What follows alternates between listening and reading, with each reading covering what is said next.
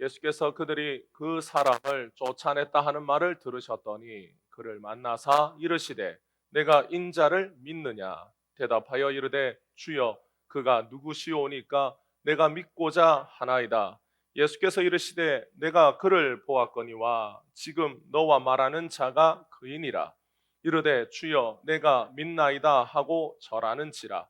예수께서 이르시되 내가 심판하러 이 세상에 왔으니 보지 못하는 자들은 보게 하고 보는 자들은 맹인이 되게 하려 함이라 하시니 바리새인 중에 예수와 함께 있던 자들이 이 말씀을 듣고 이르되 우리도 맹인인가? 예수께서 이르시되 너희가 맹인이 되었더라면 죄가 없으려니와 본다고 하니 너희 죄가 그대로 있느니라. 아멘. 할렐루야. 예수님께서 오늘도 우리를 부르셔서 은혜 주십니다. 우리의 삶의 주인 되시는 우리 예수님께서 우리의 모든 삶을 아십니다. 그래서 주님의 그 인도하심을 믿고 살아갈 때 우리에게 힘과 용기가 주님으로부터 오는 줄 믿습니다. 그 예수님을 더 사랑하는 우리 모든 성도들 되시기를 주님의 이름으로 축복합니다. 우리는 보는 것이 중요합니다. 그래서 백문이 불여일견이다라는 말도 있죠. 그래서 100번 듣는 것보다 한 번 보는 게 낫다라고 이런 말을 해요. 사람들이 가지고 있는 감각이 보는 것, 시각, 듣는 것, 청각, 후각, 또 미각, 촉각 이렇게 5가지가 있는데 이런 5가지 감각 중에 지각하는 기관 중에 가장 중요한 것 하나를 꼽으라고 한다면 아마 그건 시각일 겁니다. 실제로 우리가 세상을 살아가면서 받아들이는 대부분의 정보는 7, 80%의 이상의 정보는 어디를 통해서 받아들이냐면 보는 걸 통해서 받아들여요. 우리가 어렸을 때부터 책을 읽습니다. 세상을 보고 책을 읽으면서 정보를 받아들이고 우리는 길을 가면서도 길에 있는 많은 표지판들을 보면서 표지판대로 차를 몰고 보행을 해요. 그리고 우리가 살면서 우리 주변에 있는 사람들의 행동, 우리 주변에 있는 사람들의 표정을 보면서 우리가 살아가는 거죠. 그래서 그 옆 사람의 아내의 표정을 보고 또 아내가 하는 행동을 보고 또 아내가 하는 그 말투를 보고 우리는 지금 기분이 좋다, 나쁘다 이런 거를 인지합니다. 우리가 세상을 우리 주변에 어떤 일들이 일어나는지 우리가 눈으로 보지 못하면 대부분 우리는 알 수 없는 그런 삶을 살겠죠. 보지 못한다라고 하는 것은 우리가 살아가는 세상의 대부분을 제대로 알지 못한다라고 하는 뜻이기도 합니다. 그래서 이처럼 시각의 정보가 되게 중요하기 때문에 가끔 사람들은 자기가 보는 것을 너무 믿는 경향도 없지 않아 있어요. 그래서 유명한 실험 중에 보이지 않는 고릴라 실험 이런 게 있습니다. 한 6명의 사람들이 나와서 각각 농구공을 들고 서로 막 이렇게 농구공을 주고받아요. 근데 그 중에 흰 옷을 입은 3명의 사람이 농구공을 몇 번 서로 주고받는지를 세어보라고 이렇게 요구합니다. 그러면 사람이 흰 옷을 입은 사람이 농구공을 서로 몇 번을 주고받을까 그걸 주목해서 봅니다. 그래서 세요. 한 번, 두 번, 세 번 이렇게 막 셉니다. 그런데 갑자기 그 실험 도중에 사람들 사이로 고릴라가 하나 지나가요. 그 고릴라가 지나갈 때 사람들이 농구공이 몇 번 왔다 갔다 하는지 흰 옷을 입은 사람이 몇 번 주고받는지를 주목해서 세는 사람들은 그 사람들 사이로 고릴라가 지나가면서 가슴을 막 쳐도 그걸 보지 못합니다. 왜냐하면 우리의 시각을 통한 정보를 인식하는 한계가 우리 뇌의 한계가 그걸 인식하지 못하는 제약이 있기 때문이죠. 그리고 뒤에 커튼 색깔도 바뀌고 그리고 사람이 들어왔다가 나가도 그걸 인지하지 못해요. 그래서 우리는 보고 있지만 우리 눈앞에서 어떤 일이 막 벌어지고 있지만 실제로 그 일이 어떻게 벌어지고 있는지를 완벽하게 알지 못하는 한계도 우리가 가지고 살아갑니다. 우리는 그걸 인지의 한계라고 그래요. 아무리 우리가 잘 보지만 보는 게 중요하지만 대부분의 정보를 보는 것을 통해서 습득하지만 우리는 여전히 모든 정보를 다 알고 보고 듣고 습득하지 못하는 한계를 가진 존재가 바로 우리 인간이라고 하는 존재이기도 합니다. 예수님은 이 땅에 메시아로 오셨어요. 이 땅에 메시아로 오셨는데 예수님 자신은 스스로를 뭐라고 지칭하시냐면 그리스도, 내가 그리스도다. 메시아로 보냄을 받으셨기 때문에 히브리어로는 메시아이고 헬라어로는 그리스도예요. 그래서 내가 메시아다, 내가 그리스도다 라고 스스로를 메시아, 그리스도라고 지칭하기보다는 오히려 사람의 아들이라고 하는 뜻을 가진 인자라고 자신을 지칭하시는 적이 훨씬 더 많습니다. 그래서 요한복음에 보면 요한복음 1장에서부터 예수님은 자신을 인자라고 지칭하셨어요. 하늘에서 내려온 자, 곧 인자 외에는 하늘로 올라간 자가 없느니라. 예수님은 자신을 인자라고 지칭하시고 썩을 양식을 위하여 일하지 말고 영생하도록 있는 양식을 위하여 하라. 이 양식은 인자가 너희에게 주리니 인자는 아버지 하나님께서 인치신 자니라. 예수님 자신이 하나님께서 인치신 인자, 양식을 주는 분 이렇게 말씀하셨어요. 요한복음 12장에 보면 예수께서 대답하여 이르시되 인자가 영광을 얻을 때가 왔도다 이렇게 말씀하기도 합니다. 예수님은 이 세상에 왜 오셨습니까? 예수님은 이 세상을 구원하시기 위하여 오셨어요. 죄인을 구원하시기 위하여 예수님 이 땅에 오셨습니다. 그래서 우리가 요한복음 3장 16절을 외워요. 하나님이 세상을 이처럼 사랑하사 독생자를 주셨다. 그리고 17절에 그 다음 절에 보면 하나님께서 이 독생자, 그 아들을 보내신 것은 세상을 심판하려 하심이 아니요 그로 말미암아 예수님으로 말미암아 세상이 구원을 받게 하기 위함이라고 요한복음 3장 16절 17절을 통해서 말합니다. 그런데 예수님은 오늘 전혀 다른 말씀을 해요. 39절에 보면 예수께서 이르시되 내가 심판하러 이 세상에 왔으니 보지 못하는 자들은 보게 하고 보는 자들은 맹인이 되게 하려 한다라고 예수님이 이렇게 말씀합니다. 요한복음 3장 17절에는 하나님께서 그 아들을 보내신 것은 세상을 심판하려 하심이 아니라고 말씀하셨는데 예수님은 오늘 9장 39절에서 내가 세상을 심판하러 왔다라고 이렇게 말씀하신 거예요. 그러면 예수님은 세상을 구원하기 위하여 오신 분입니까? 아니면 세상을 심판하기 위해서 오신 분입니까? 그런데 예수님이 내가 세상을 심판한다 라고 말씀하실 때 이 심판의 내용은 더 놀라워요.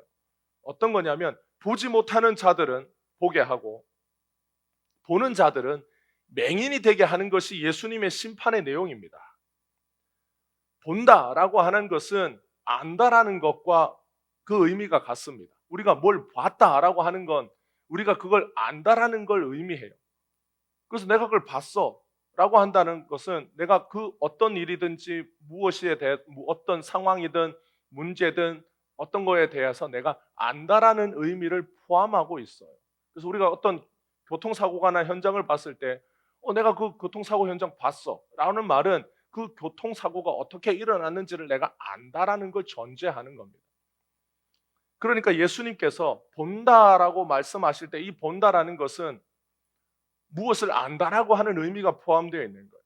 그래서 예수님을 본다라고 말하는 것은 예수님을 안다라는 뜻이기도 하고 예수님을 못 본다라는 것은 예수님을 모른다라고 하는 의미가 밑에 깔려 있습니다.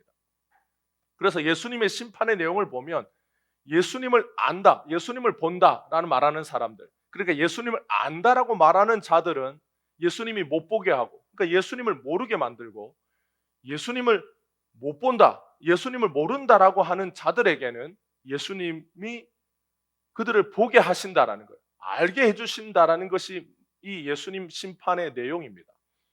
그러면 예수님의 말씀에 이 심판의 내용은 거꾸로 된 게 아니에요. 예수님을 아는 자를 예수님은 복주고 예수님을 모르는 자를 예수님은 심판해야 하는데 오히려 예수님은 거꾸로 말씀하셨어요.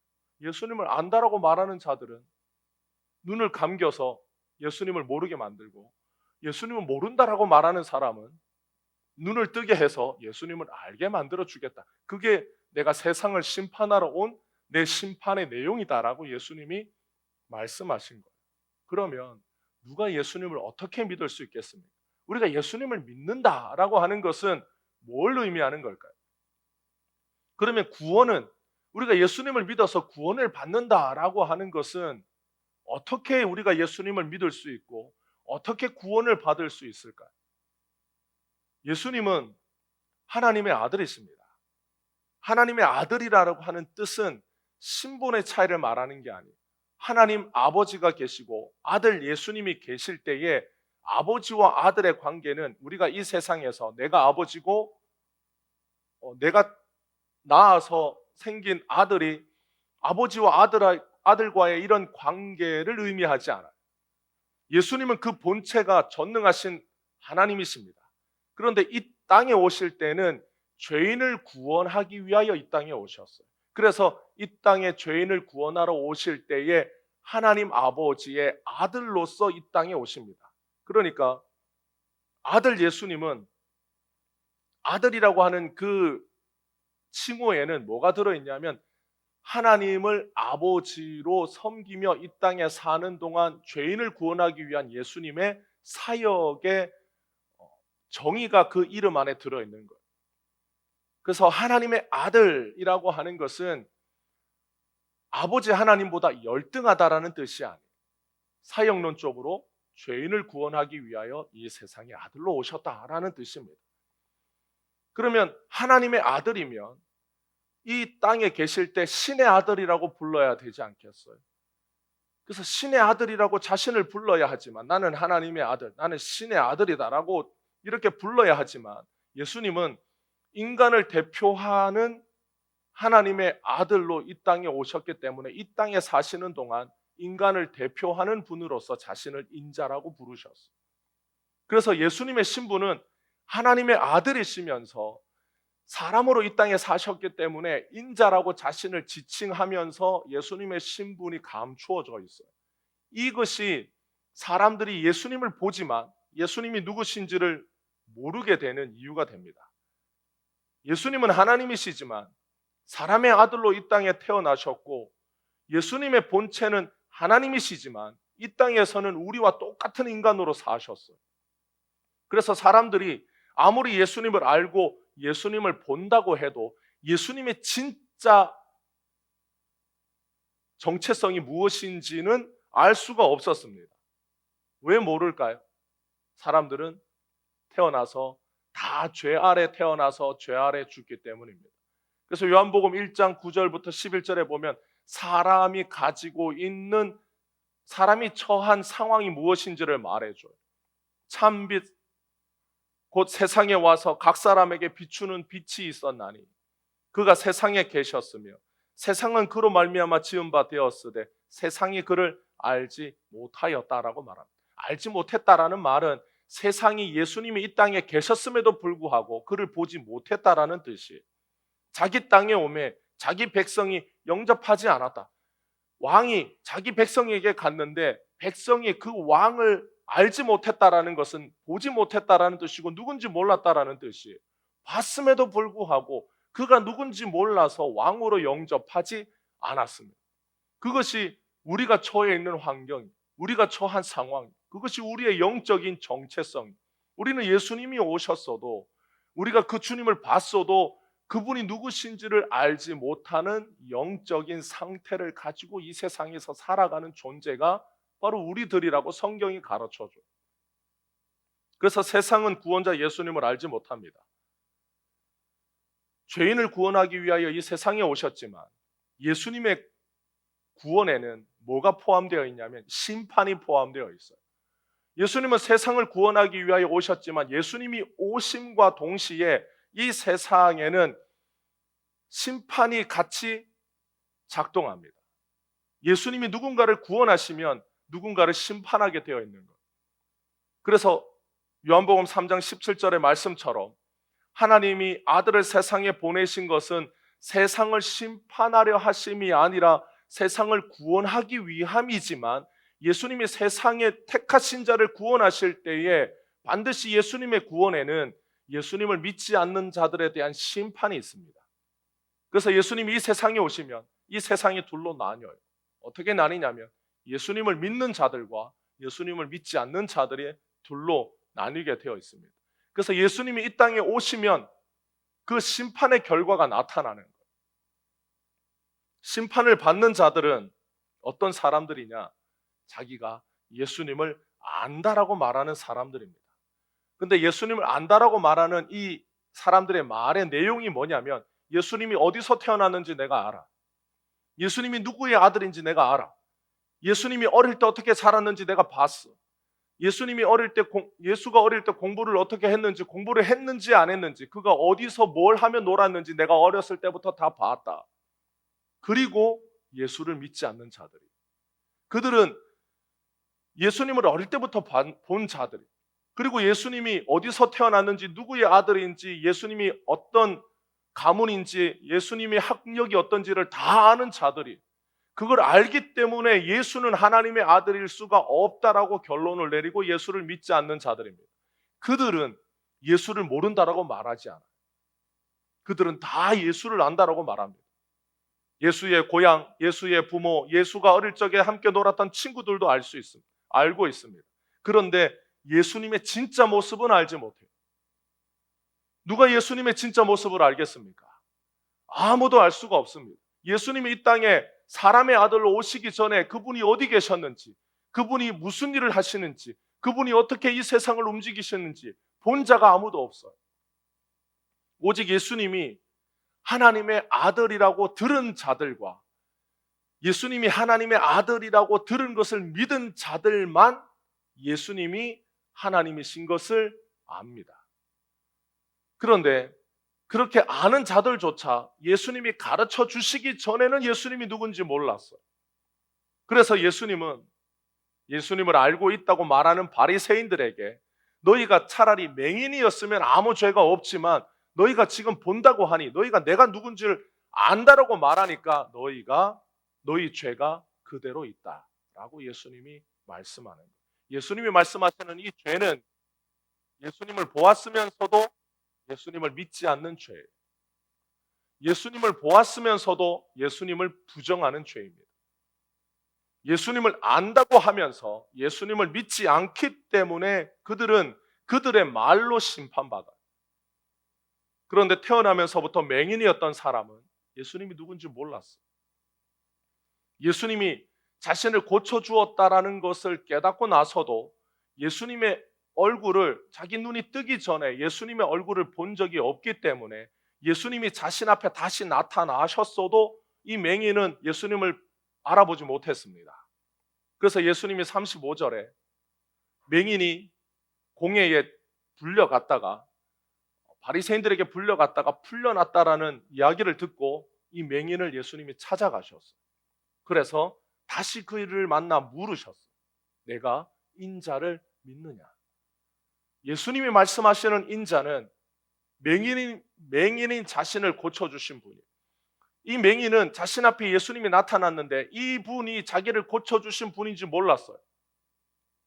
그래서 이 맹인은 자신을 고쳐주신 분, 예수라고 하는 분, 스스로를 인자라고 부르시는 분, 자신이 하늘에서 내려왔다라고 말씀하시는 분, 자신을 생명의 떡이라고, 자기를 먹는 자는 산다라고 말씀하신 그 인자인 것을 몰랐습니다. 그러나 자신을 고쳐준 분이 예수라는 분이고 그분이 인자라는 것은 들었어요. 그래서 예수님이 이 맹인에게 내가 인자를 믿느냐라고 믿을 때 이 맹인은 자신을 고쳐주신 그 인자를 알고 싶고 믿고 싶었어요.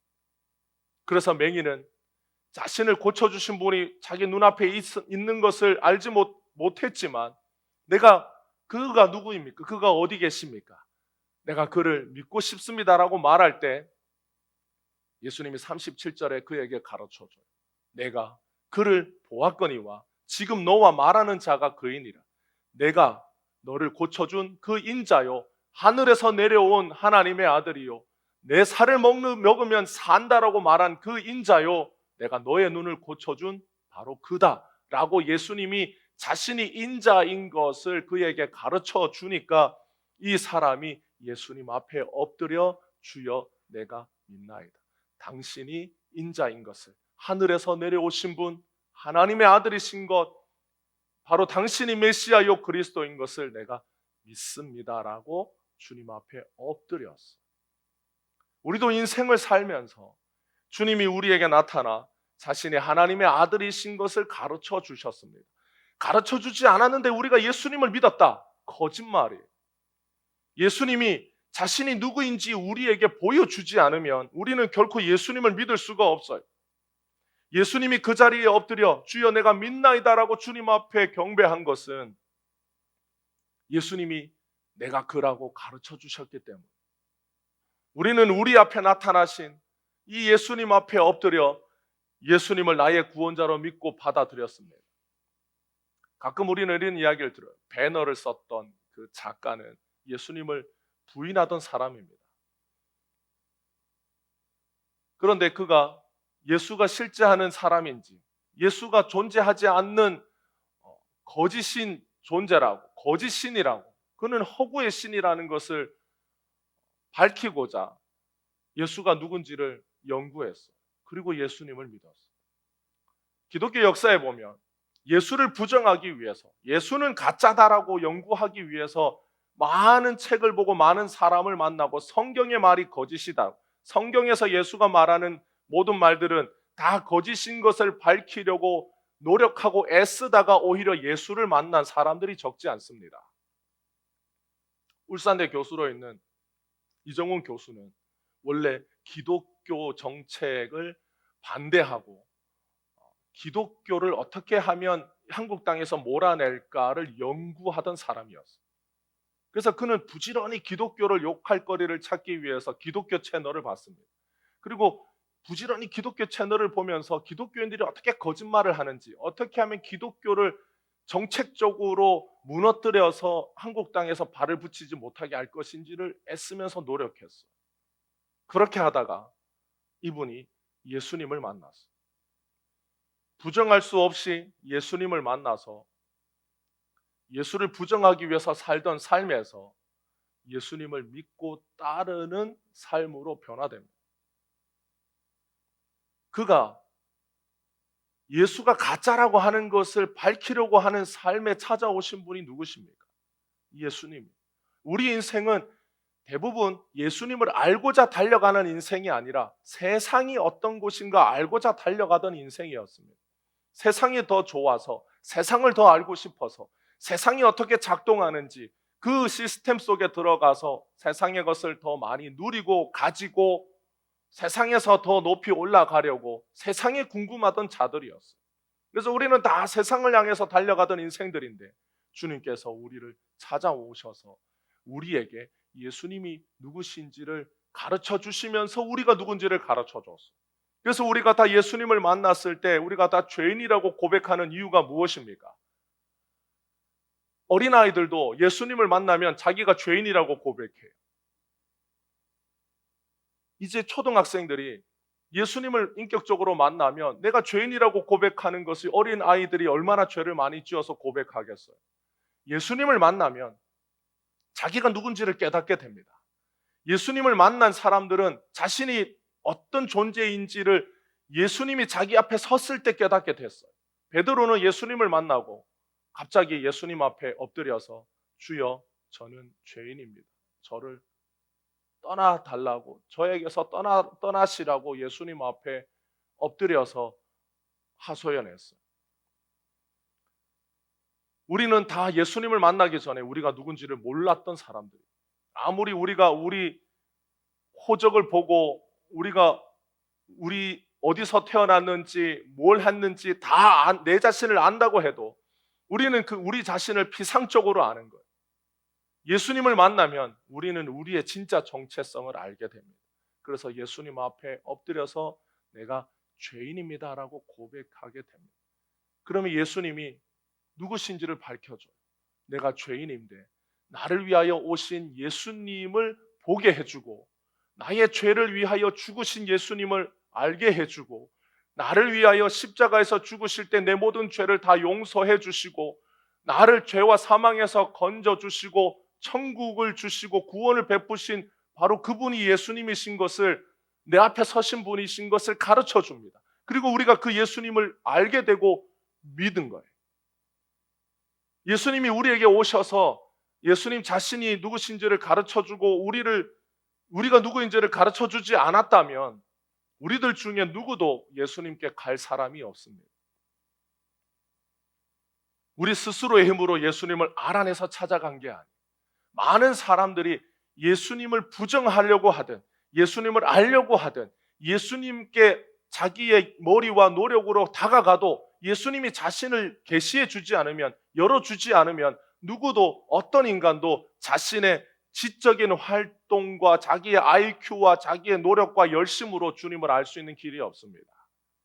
그게 피조물의 한계고 흙으로 지음받은 인간의 한계. 사람은 자기 눈으로 보는 것도 제대로 인식하지 못해요.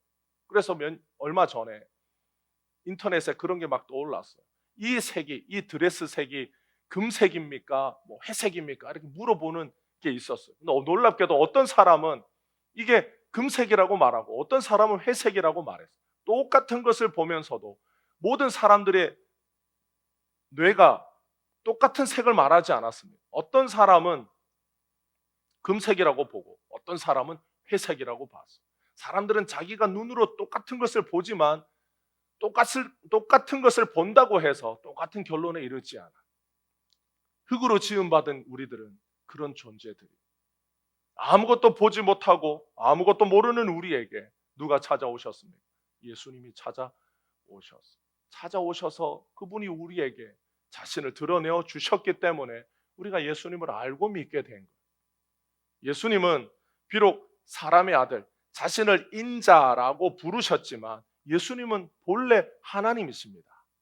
그래서 이사야 9장 6절에 보면 이는 한 아기가 우리에게 낳았고 한 아들을 우리에게 주신 바 되었는데 그의 어깨에는 정사를 메었고 그의 이름은 기묘자라 모사라 전능하신 하나님이라 영존하시는 아버지라 평강의 왕이라 할 것입니다. 이사야 선지자를 통하여 하나님께서 이 땅에 오실 예수님이 어떤 분이신지를 가르쳐 주셨는데 그 이름은, 이 땅에 오시는 예수님의 이름은 기묘자라 모사라 전능하신 하나님이라 영존하시는 아버지라 평강의 왕이라 이렇게 예수님의 이름을 가르쳐 주셨어요. 예수님은 전능하신 하나님이시면서 영존하시는 아버지, 예수님은 그 본체가 하나님 아버지와 동등하시기 때문에 하나님 아버지가 가지고 계신 어떤 부분과 겹쳐요. 그래서 예수님을 향해서도 뭐라고 부르냐면 영존하시는 아버지라고 이렇게 불렀어요. 그것은 예수님의 본체가 하나님이시기 때문에 성부 하나님과 성자 예수님은 그 본체가 그 모든 속성이 하나님으로서 동등하시기 때문에 예수님의 이름을 부를 때 그 이름은 정체성을 의미합니다. 그래서 예수님의 그 정체성은 하나님 아버지와 동등하시다라는 것을 나타내는 이름이 영존하시는 아버지. 그런데 예수님은 인자로 이 땅에 오시기 전에 거룩하신 하나님이셨어요. 근데 예수님이 이 땅에 사람으로 태어나셔서 사시는 동안은 자신을 인자라고 부르셨어요. 언제까지 인자라고 사시느냐? 주님이 십자가에서 죽으실 때까지 인자로 사십니다. 그래서 예수님이 십자가에서 내가 다 이루었다. 그리고 십자가에서 숨을 거두실 때까지 예수님은 인자로 사시는 거예요. 그래서 어떤 사람이 예수님께 와서 이렇게 불렀어요. 선하신 선생님이여 라고 예수님을 이렇게 불렀습니다. 그런데 예수님이 뜬금없이 하나님 외에는 선하신 분이 없느니라. 왜 나를 선하다 하느냐? 하나님 한 분 외에는 선한 분이 없느니라. 이렇게 대답하신 거예요. 그럼 예수님은 선하지 않으신가? 예수님은 선하지 않으신 분입니까? 예수님은 선하신 분이에요. 예수님은 선하신 분인데 예수님은 자신이 이 땅에 인자로 사셨기 때문에 우리를 대표하여 사람으로 사셨기 때문에 이 땅에 사시는 동안에는 하나님을 아버지라고 부르셨어요. 우리를 대표하여. 그래서 하나님 한 분 외에는 선하신 분이 없느니라 이렇게 대답하신 거예요. 그런데 예수님이 죽으시고 부활하셨어요. 제자들 앞에 나타나셨어요. 도마가 예수님을 만나고 뭐라고 고백합니까? 나의 주, 나의 하나님이여 라고 이렇게 고백합니다. 그래서 도마가 예수님에게 하나님이라고 고백할 때 예수님이 뭐라고 말씀합니까? 내가 본고로 믿느냐? 예수님이 하나님이신 것을 이제 도마가 알았어요. 그런데 예수님께서 도마에게 왜 나를 하나님이라고 부르느냐 라고 이렇게 말씀하지 않으셨어요. 예수님은 이제 모든 구원 사역을 다 이루시고 죽음에서 부활하시면 예수님은 더 이상 인자로 이 땅에 사시는 것이 아니에요.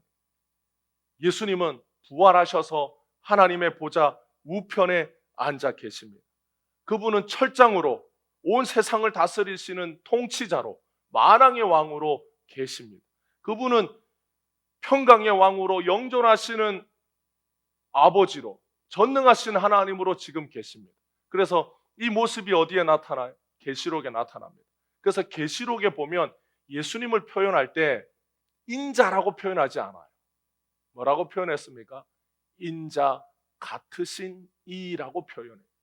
예수님은 이 땅에 사시는 동안에만 인자셨고 이제 죽으시고 부활하시면 예수님은 만왕의 왕으로 다스리시는 분이시기 때문에 예수님을 표현할 때도 인자 같으신 이가 라고 이렇게 표현하는 거예요.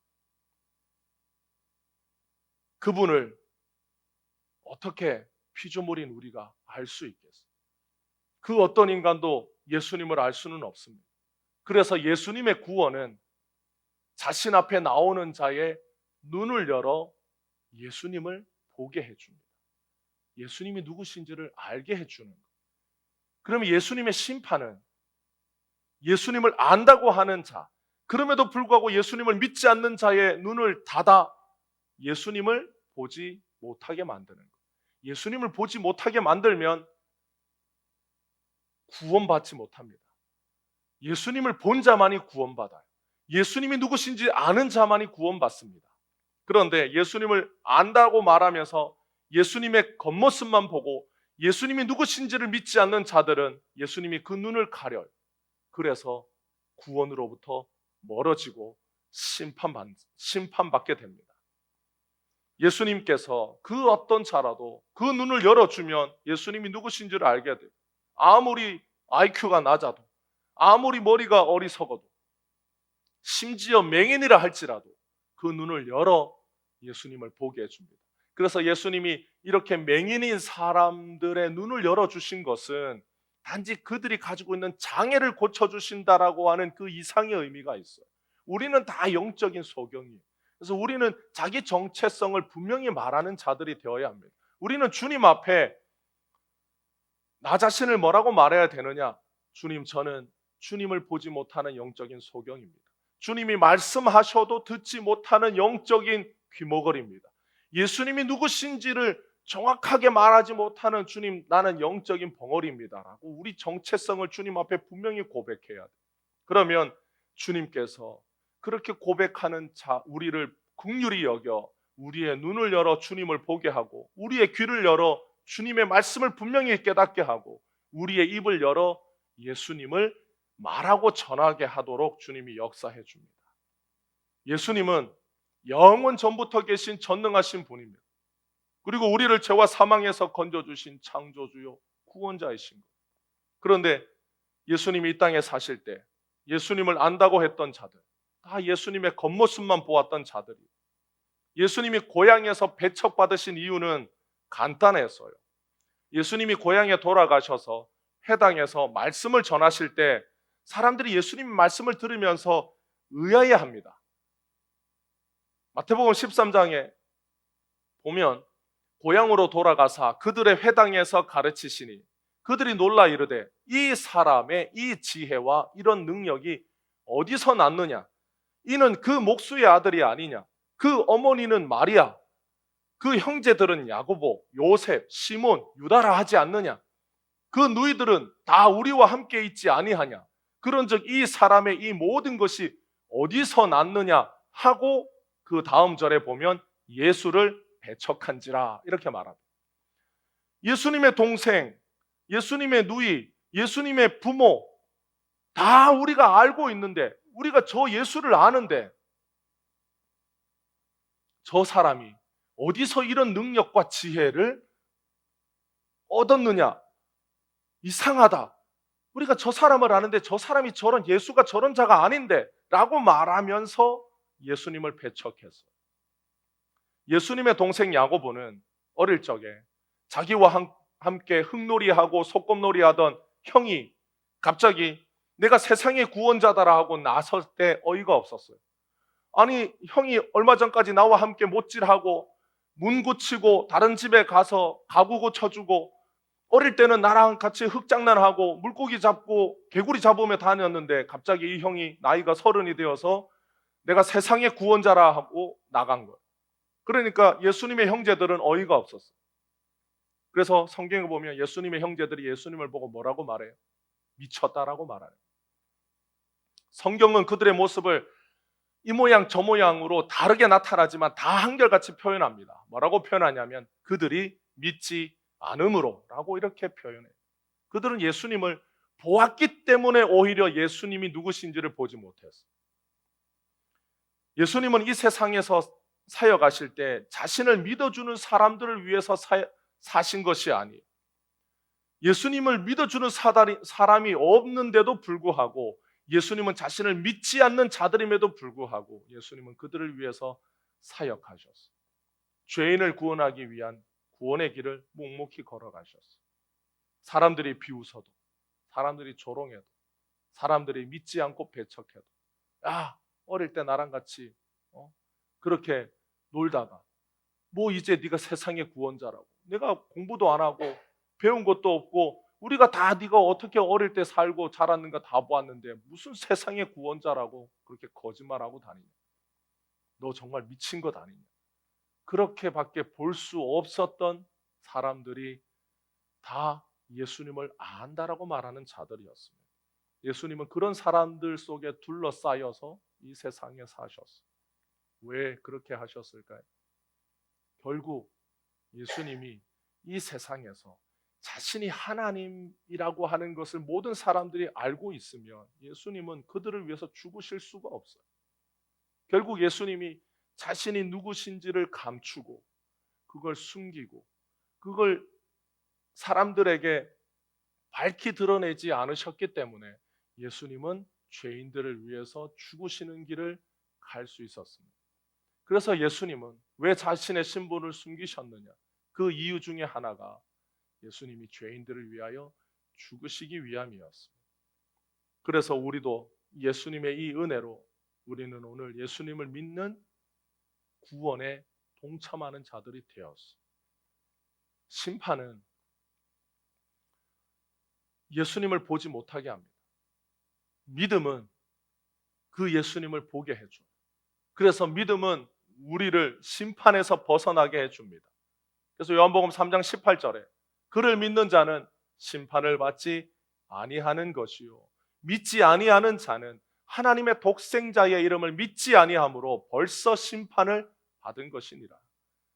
예수님을 믿는 자는 심판을 받지 않습니다. 우리는 심판을 받지 않아요. 예수님을 믿는 자는 자신이 예수님을 보지 못하는 자인 것을 고백하는 자예요. 예수님의 은혜로 예수님을 몰랐던 나를 불러주셔서 예수님을 알게 해주신 은혜를 아는 자가 예수님이 보게 해주시는 자입니다.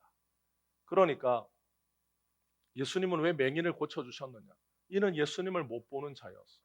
그래서 그를 보게 해주셔서 예수님이 누구신지를 알게 해주셨어요.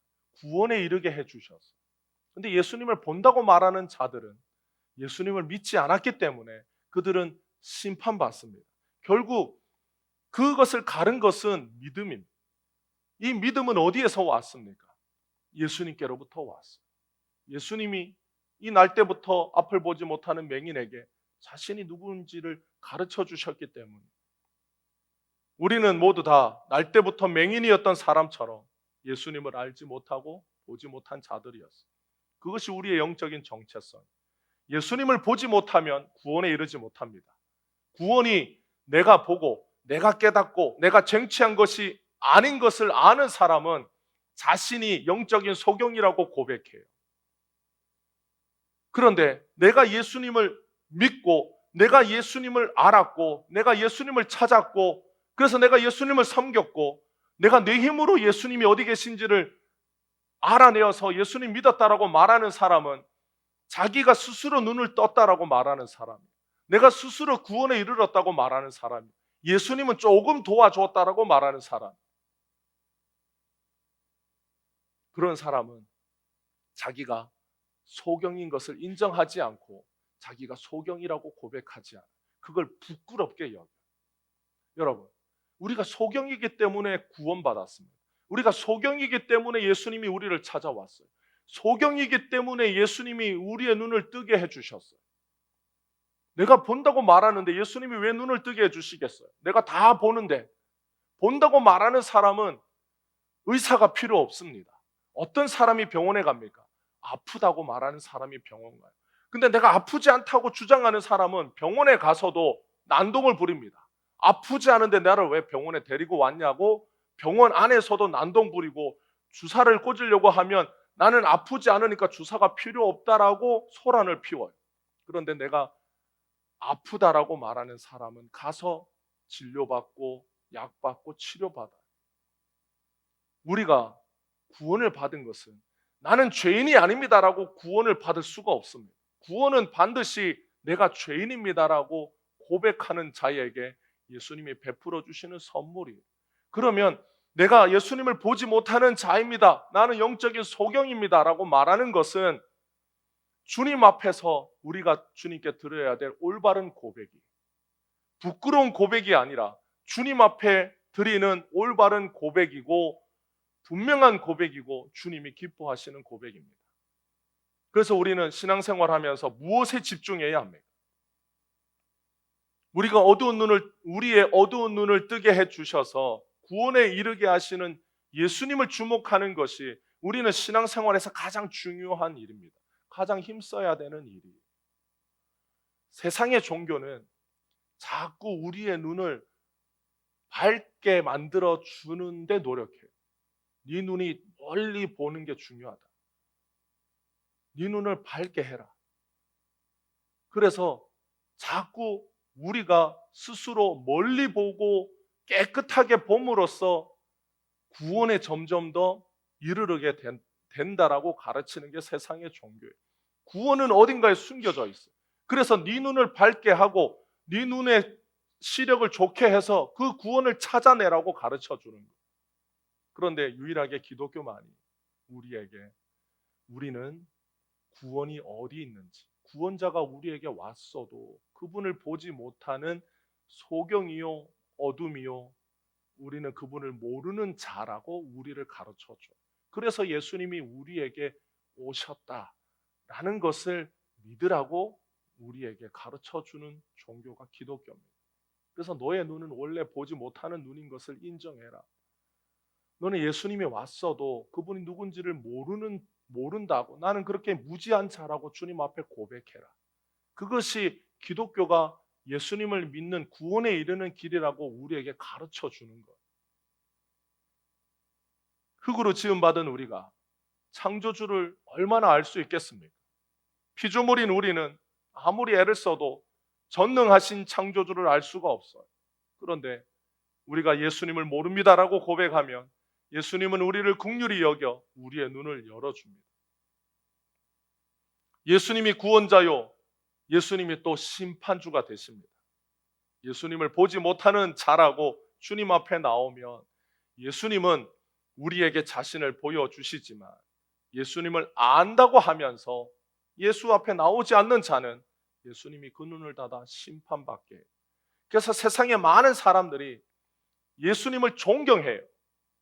그런데 예수님을 믿지 않습니다.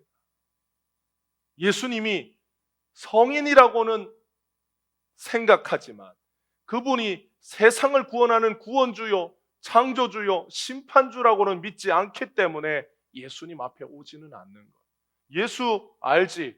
2000년 전에 살았다며, 좋은 일 했다며, 사랑을 말했다며, 세상 사람들에게 착하게 살라고 가르쳤다며, 윤리 선생으로 훌륭하고 존경할 만하지 라고 믿지만 우리를 죄와 사망에서 건져주시는 분이라고는 믿지 않기 때문에 예수님 앞에 오지 않아요.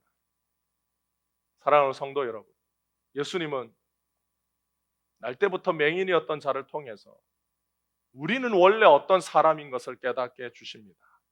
우리가 왜 예수님이 필요한지 우리는 몰랐어요. 왜냐하면 우리는 예수님 없이도, 예수님 믿기 전에도 우리는 예수 없이 잘 먹고 잘 살았어. 아무 지장이 없었습니다. 날 때부터 맹인이었던 사람은 태어나서 세상을 한 번도 본 적이 없어요. 꽃이 얼마나 예쁜지, 하늘의 색은 얼마나 푸른지, 사람들이 나무에 대해서 얘기하고 숲의 울창함에 대해서 얘기하고 바다가 얼마나 광활한지, 그 색이 얼마나 이쁜지, 계절에 따라 하늘과 바다의 색은 어떻게 변하는지, 새들은 어떤 모습을 하는지, 이런 세상의 모습들을 말할 때에 그것이 얼마나 좋은지를 몰랐어요. 사람들이 말을 해줘도 설명해줘도 상상만으로는 도무지 알 수 없었습니다. 우리는 예수님이 없었다면 천국이 있는지 지옥이 있는지, 사람은 어디서 와서 어디로 가는지, 사람은 무엇을 위해서 살아야 하는지를 알 수가 없었습니다. 물론 그 전에도 살았죠. 그 전에도 세상의 사람들이 내가 태어났으니까 사는 것이지 라고 말하는 것을 들었어요. 죽지 못해 사는 것이지 라고 하는 말을 들으면서 살았어요. 왜 살아야 하는지, 내가 어디서 왔는지 모르지만 그냥 내가 어느 날 정신을 차려보니 내가 이 세상에 존재했고 이 세상에 존재하다 보니 하루하루를 그냥 살아야 하나 보다 라고 해서 우리는 인생을 살았어요. 그런데 예수님이 우리에게 찾아오셔서 우리가 지음받은 존재라는 걸 가르쳐 주셨습니다. 그냥 우연히 태어난 게 아니라 실존주의 철학자들이 말한 것처럼 우리가 세상에 던져진 존재가 아니라, 우연히 그냥 생겨난 존재가 아니라 하나님의 특별하신 계획으로 우리가 이 땅에 왔다라는 걸 주님이 가르쳐 주셨어요. 그리고 사람은 무엇을 위해서 살아야 하는지, 인생은 무엇인지, 이 세상은 어떤 곳인지, 사람이 한번 태어나고 죽으면 그 이후에는 무엇이 있는지 주님이 우리에게 다 가르쳐 주셨어요. 말씀의 계시를 우리에게 깨닫게 해주시고 우리의 눈을 열어 보게 해주셨습니다. 우리의 믿음은 바로 이 예수님에게 있습니다.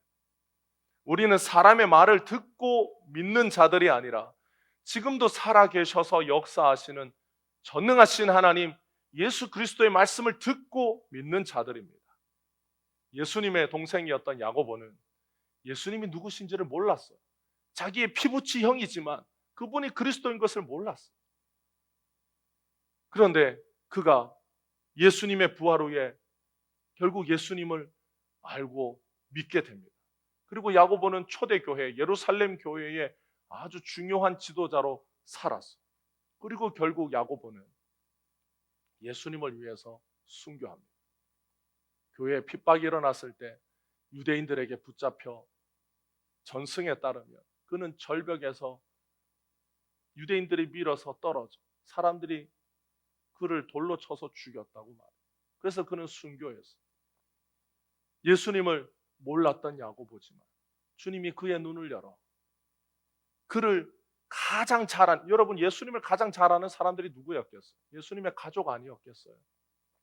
여러분, 마리아는 자신이 낳은 아들이라고 해서 예수님이 어떤 분이신지를 알았어요? 몰랐어요. 마리아도 구원받아야 될 존재, 마리아도 거듭나야 할 존재, 마리아도 예수님이 그의 눈을 열어서 거듭나게 해 주셔야 구원받는 존재. 그래서 천주교에서 마리아를 숭배하는 것은, 마리아를 높이 보는 것은 잘못된 거예요. 정확하게 신학적으로 보면 마리아가 예수님을 낳은 것이 아니라 누가 마리아를 낳았어요? 예수님이 마리아를 낳은 거예요. 예수님이 마리아를 거듭나게 해 주셔야 마리아도 구원받습니다. 예수님을 낳았다고 해서 구원받는 게 아니에요. 그러면 예수님의 조상들은 다 예수님이 조상이기 때문에 다 스스로 구원받아야 돼요. 그러면 마리아만 구원받는 게 아니라 요셉은 예수님의 아버지잖아요. 요셉도 예수님의 아버지이기 때문에 구원받아요. 그러면 요셉의 아버지의 아버지는 예수님의 할아버지 아니에요. 그러면 그도 구원받아야 돼요. 구원은 혈통으로 받는 게 아닙니다. 아무리 예수님을 낳은 자라 할지라도 예수님이 그 눈을 열어 거듭나게 해 주셔야 구원받습니다. 그러니까 마리아도 우리와 똑같은 죄인이에요. 그러니까 마리아 상을 세우고 마리아 앞에 절하고 마리아 앞에 기도하는 것은 어리석은 거예요.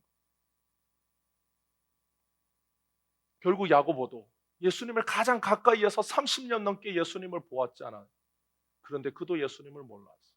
그런데 예수님이 그의 눈을 열어 예수님을 믿게 준 뒤에 그는 예수님을 위해서 평생을 살다가 주님 위해서 순교했어요. 우리는 주님 앞에 다 이런 자세를 가져야 됩니다.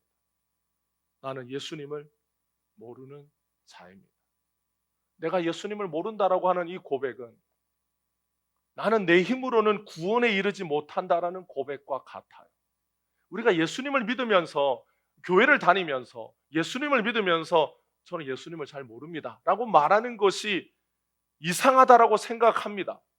그러면 다른 사람들이 아니 예수도 모르는데 어떻게 교회를 다녀? 예수도 모르는데 아니 교회 다닌 지 30년 되지 않았어? 그런데 아직도 예수를 몰라? 아니 뭐 30년 다니면 서당계 3년이면 풍어를 입는데 30년을 교회 다니고도 아직도 예수를 몰라? 아니 뭐 교회를 이상하게 다닌 거 아니야? 라고 세상의 사람들은 말해. 그러나 우리는 주님 앞에 섰을 때는 분명하게 고백해야 돼. 주님, 나는 주님을 모르는 자입니다. 이것이 주님 앞에 드리는 올바른 고백이에요. 우리의 믿음은 예수님이 은혜로 주님을 보게 해주셔서 갖게 된 믿음입니다. 그래서 성경은 항상 일관되게 말해요. 믿음은 선물이요, 구원도 선물이요. 은혜로 우리에게 예수님이 찾아오셔서 주신 선물인 거예요. 보지 못하는 우리에게 은혜가 먼저 찾아왔습니다. 그 은혜로 우리가 예수님을 보게 되고 예수님을 믿게 되었어요. 그래서 우리는 천국 갈 때까지 예수님 앞에 늘 주님, 저는 주님을 잘 모르는 자입니다. 그래서 주님 앞에 이렇게 고백하면 주님이 우리에게 찾아오셔서 자상하고도 부드럽게 예수님이 어떤 분이신지를 가르쳐줘요. 말씀으로 가르쳐주고 성경을 읽을 때도 가르쳐주고 기도할 때도 가르쳐주고 세상을 살아가면서도 주님이 우리에게 가르쳐줍니다. 우리가 예수님을 안다라는 건, 우리가 예수님을 본다라는 건 예수님이 우리의 삶에 어떻게 일하시는지를 다 보고 안다라는 뜻이에요. 그러나 우리는 예수님이 우리의 인생에 어떻게 역사하시는지를 다 보고 알지 못해요. 그분이 오늘도 변함없이 우리의 삶에 찾아오셔서 그 사랑의 손으로 우리의 삶을 인도하고 우리의 삶을 이끄시고 우리의 삶을 돌보시지만 우리는 어떻게 우리의 삶을 돌보시고 계시는 것인지, 어떻게 우리의 삶을 인도하시는지 우리는 뚜렷하게 보지 않습니다. 뚜렷하게 보지 못해. 그래서 옛날에 간증하는 사람들은 뭘 간증했느냐? 주님이 어떻게 자신의 삶에 나타나셔서 역사하셨는지를 간증한 거예요. 요새의 간증은 내가 뭘 어떻게 했는지를 간증하는 거예요. 왜 그러느냐? 내가 뭘 한지는 너무 잘 알기 때문에 내가 한 것에 대해서는 잘 알고 많이 말할 수 있고 멋있게 말할 수 있고 많은 사람들 앞에서 자신 있게 말할 수는 있지만 예수님이 어떻게 내 삶에 찾아오셔서 역사하시는지를 잘 보이지 않고 잘 모르기 때문에 예수님이 당신의 삶에서 어떻게 역사하셨는지를 말해보라고 간증하라고 말하면 사람들이 간증을 길게 하지 못하는 이유가 예수님이 보이지 않기 때문에. 그래서 요즘의 간증은 옛날 부흥회 때나 옛날 어른들이 우리의 믿음의 선조들이 하던 간증과 질적인 차이가 있습니다. 옛날에 우리의 선조들의 간증은 내가 뭘 했는지를 말하지 않았어요. 하나님이 어떻게 역사하셨는지를 말하고 나는 그 하나님의 역사 속에 쓰임받았을 뿐이고 아무것도 모르고 쓰임받고 아무것도 모르고 주님이 사용하셨는데 주님이 이렇게 역사하셨다라는 걸 말하는 간증이었어요. 그러면 자신의 삶에 내가 주님이 보이지 않으면 결국 뭘 말하게 되어 있느냐? 내가 뭘 했는지를 많이 말하게 되어 있습니다. 그것이 이 시대의 간증이에요.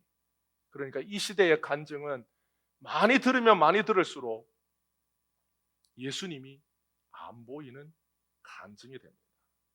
여러분들이 간증을 들어보면 하나님의 이야기는 하나, 자기 이야기는 99. 옛날 어른들의 간증은 하나님의 이야기는 99, 자기 이야기는 하나였어.